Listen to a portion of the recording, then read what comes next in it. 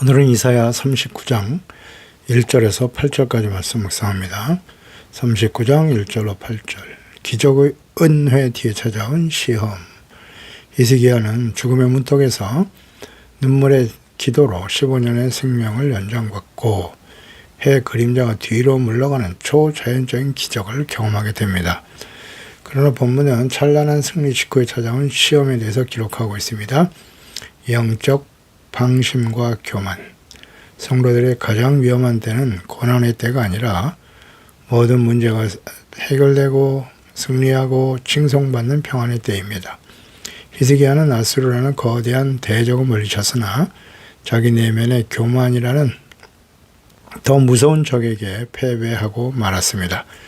이는 단순한 외교적 실수를 넘어서 오직 하나님만을 믿고 의지하고 그분께 영광을 돌려야 하지만 세상의 권력과 자기 자랑의 유혹에 빠지게 되는 시험을 당하게 됩니다. 그 시험에 실패하고 말았어요.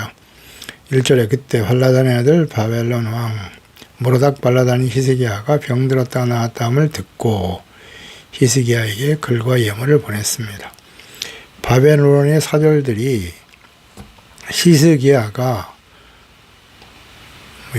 왕을 찾아온 이후 왕의 병이 회복된 직후였습니다. 이때 모로닥 발라단과 예물을 가지고 찾아왔어요. 이 바벨론 왕 모로닥 발라단은 아수르인들의 기록에 의하면 두 번에 걸쳐 바벨론을 통치한 것으로 전해집니다. 처음에는 그는 아수르의 사리군 2세에 반대하여 BC 721년에서 710년까지 12년간 바벨론을 통치했고요. 이어서 BC 710년에 사라곤 2세에 의해 강제로 폐위당한 뒤에 재기하여 사네립에 대항하여 다시 바벨론의 군주가 됩니다. 이 중에 후대인 BC 701년 이후에 일어난 역사적 사건으로 보이는데요. 병에서 회복한 왕에게 사절을 보내 히스기야에게 선물과 축하의 서한을 보내는 것은 고대 관례인죠. 바벨론 왕 모로닥 발라단이 사절들을 파송하면서 외교적으로 내세운 명분은 히스기야가 병들었다가 나았다함을 듣고 그 사실을 축하하기 위함이었습니다. 그러나 진정한 속셈은 유다의 도움을 입어 아수르에 대항하는 연합 세력을 구축하려고 하는 정치적인 목적이 있었습니다. 세상의 호의가 가진 위험성을 묵상해야 합니다. 사탄은 때로 박해가 아니라 이렇게 친절과 인정을 통해서 우리를 시험하고 무너뜨리려고 합니다.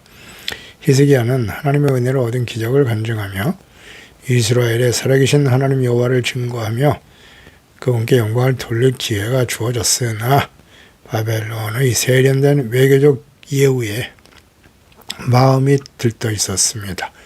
그래서 히스기야가 자신을 하나님의 기적을 경험한 겸손한 죄인이 아닌 강대국 왕이 만나보고 싶어하는 대단한 존재로 착각하기 시작했습니다. 하나님의 놀라운 은혜와 승리 직후에 찾아오는 세상의 박수 소리가 하나님의 음성보다 더 크게 들리기 시작할 때 타락은 시작되는 것입니다. 2절에 히스기야가 사자들로 말미암아 기뻐했다. 그들에게 보물창고 곧 은금과 향료, 보배로운 기름, 모든 무기고에 있는 것을 다 보여주었으니 무기까지 보여주었네요. 무기 때문에 이겼나요?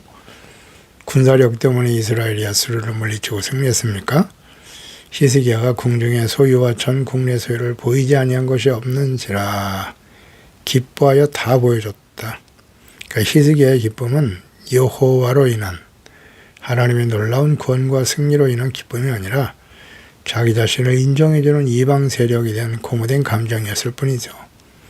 유다와 같은 약소국가가 감히 바벨론의 군사 동맹 파트너로 인정받고 있다는 자부심에서 이러한 모습을 보였을 것이라 보입니다.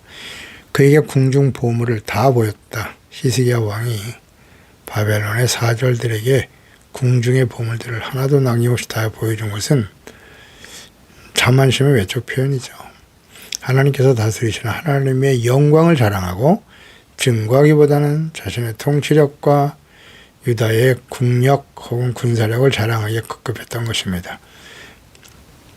바벨론이 지리적으로 너무나 멀리 떨어져 있어서 예루살렘에는 어떤 위협도 되지 않을 것이다 라고 생각할 수도 있겠죠. 역대하 32장 31절에 그러나 바벨론 방백들이 히스기야에게 사신을 보내어 그 땅에서 나타난 이적을 모를 때에 하나님이 히스기야를 떠나셨다 그랬어요. 그의 심중에 있는 것을 다 알고자 하여 시험하셨더라. 일종의 테스트였다는 거죠. 이는 분명 하나님께서 히스기야의 믿음과 진실함을 시험하시는 과정이었음에 주목해야 합니다.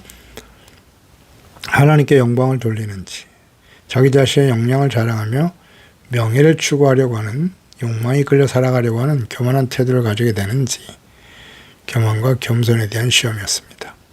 하나님을 경외하는가에 대한 시험이죠. 믿음, 순종, 겸손. 하나님의 테스트의 중요한 기준입니다. 영적 허영심, 교만을 조심해야 됩니다. 하나님께서 바로잡아 주시고 또 그의 질병을 치료해 주시고 채워주신 모든 것들, 마치 자신의 능력과 덕망으로 얻어진 것인 양 자랑하는 순간 은혜와 기적은 독이 되고 마는 것입니다. 히스기야가 보물을 주면서 정작 그 보물을 주신 그 보물을 보여주고 자랑하면서 보물을 주신 하나님을 증거하는 일은 실패하고 있는 것입니다. 우리 인생의 성공과 부와 권력과 건강이 하나님께로부터 주어진 것임을 부정하고 자기 자랑에 빠지는 일은 결국 하나님을 의지하지 않아도 살 수 있다는 불신앙의 선언이라고 할 수 있겠습니다. 교만, 자기 자랑, 영적 허영심, 이것은 모두 다 우상 숭배입니다.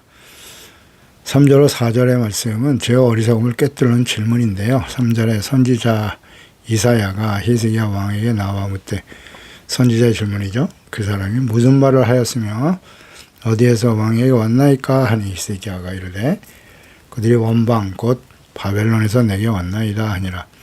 이사야가 이르되 그들이 왕궁 궁전에서 무엇을 보았습니까 하니 히스기야가 대답합니다.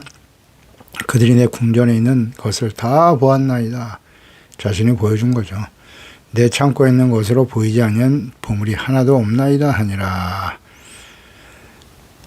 선지자 이사야가 히스기야 왕에게 나와 바벨론 사절들이 떠난 직후였을 것입니다.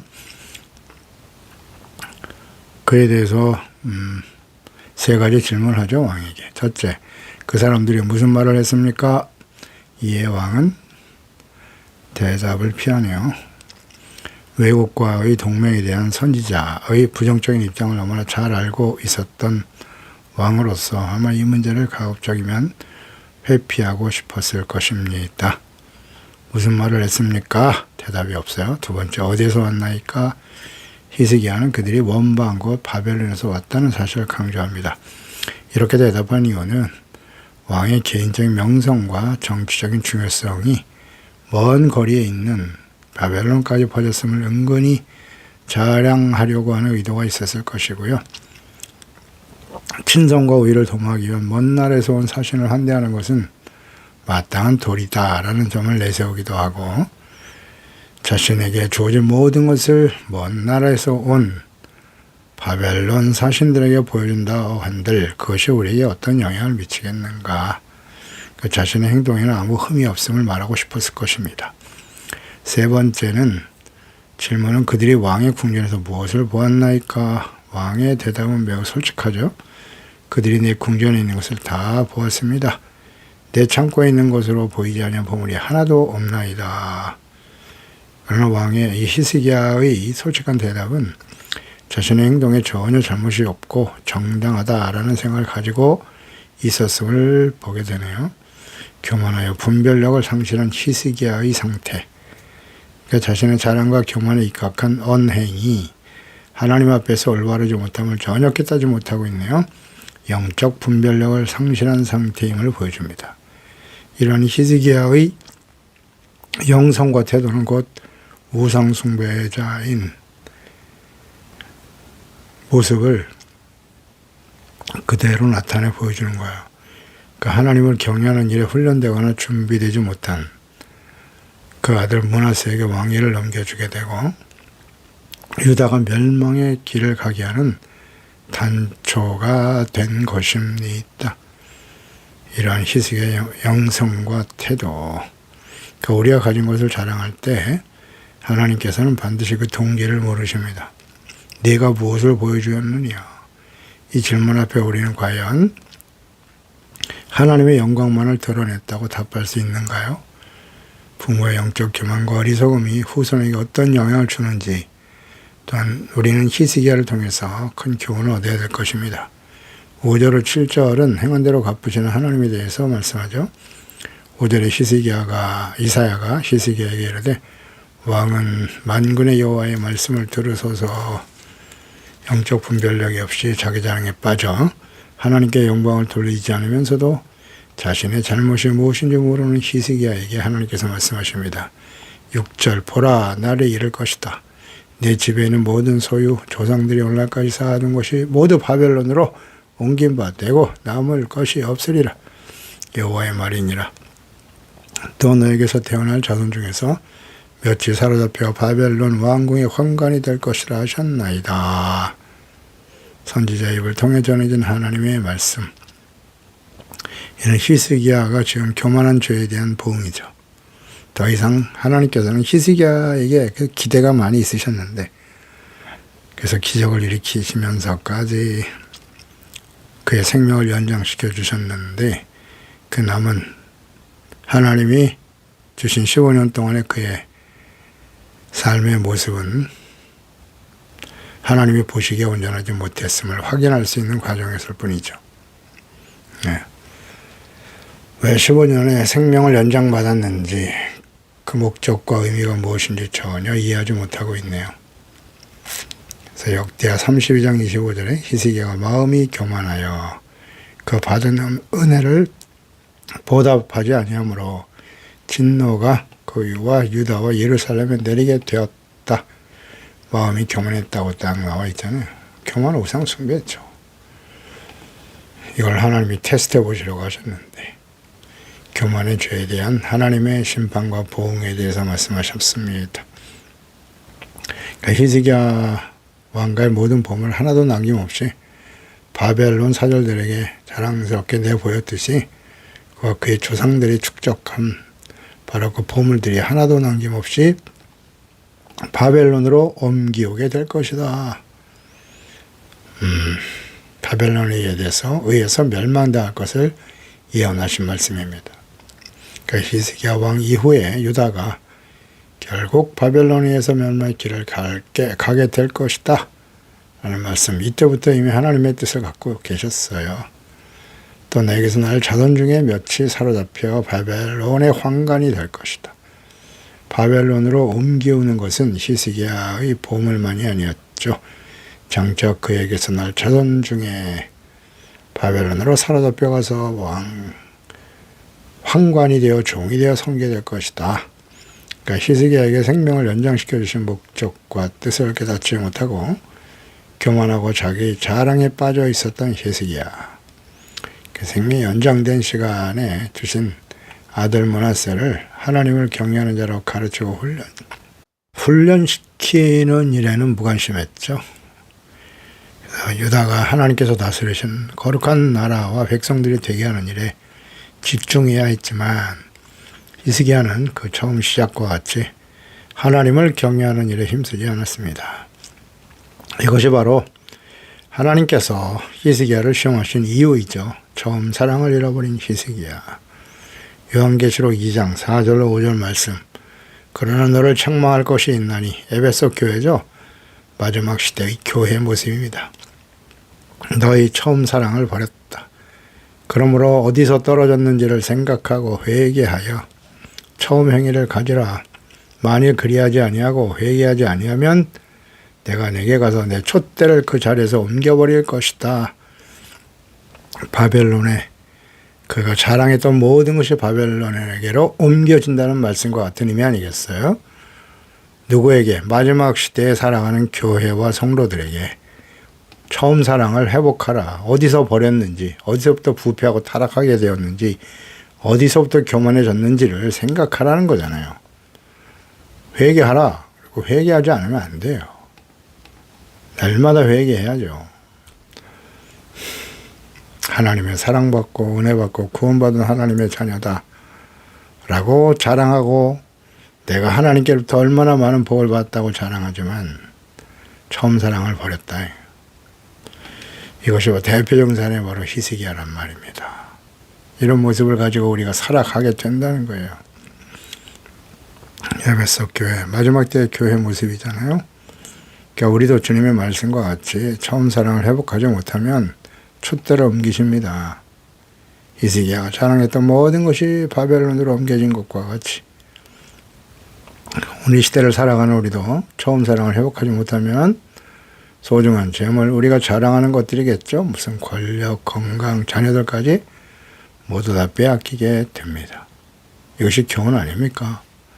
하나님의 예언의 말씀은 그대로 성취되었어요. 열왕기 하 24장 12절에 유다왕 여호야긴이 그의 어머니와 신복과 지도자들과 내시들과 함께 바벨론 왕에게 나아가며 왕이 잡으니 이때는 바벨론 왕 8째 해이니라. 역사적 사실이잖아요. 그가 여호와의 성전의 모든 보물과 왕궁 보물을 집어내고 이사를 통해서 예언하신 말씀이 그대로 이루어졌잖아요.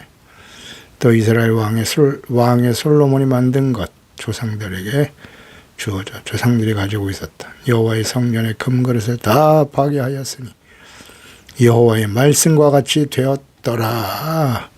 선제를 통해서 하셨던 말씀이잖아요. 또 그가 예루살렘의 모든 방백과 모든 지도자와 모든 용사 만명과 모든 장인 대장장이를 사로잡아 갔다. 비천한 자 외에는 그 땅에 남은 자가 없었더라. 그가 여호야긴을 바벨론으로 사로잡아 가고 그랬어요. 여호아스의 아들이죠. 왕이 그의 어머니와 왕의 아내들과 내시들과 나라의 권세 있는 자도 예루살렘에서 바벨론으로 사로잡아 가고 그대로 말씀이 성취됐잖아요. 그렇죠? 이사야서 말씀이 그대로 본문 말씀이 성취된 것입니다. 바벨론에 사자를 보내신 일, 믿음의 시험이었잖아요. 결국 깨닫고 돌이키고 교훈을 얻지 못함으로써 멸망의 길을 가게 되었음을 명심해야 합니다. 하나님의 테스트의 목적은 겸손이 겸손, 교만을 버리고 겸손하라. 말씀을 어떤 태도로 들어야 하는지에 대한 가르침이죠. 그래서 모든 성경을 이 모든 사실을 기록하여 우리에게 남기신 목적, 성경은 하나님의 감동으로 된 것이로 교훈, 책망, 바르게 함과 의로 교육하기 위해서 하나님의 사람으로 온전하게 하며 모든 선한 일을 행할 능력을 갖추도록 기록하신 거예요. 이런 목적으로. 이 기회를 놓치면 비극적인 결말을 맞이하게 됩니다. 지도자의 영적인 어리석음과 부패는 공동체 전체에 영향을 미칩니다. 오늘날 교회가 말이죠. 무슨 나라의 대통령과 정치 지도자만 걱정할 게 아니라, 뭘 걱정해야 돼요? 교회와 그리스도인들은.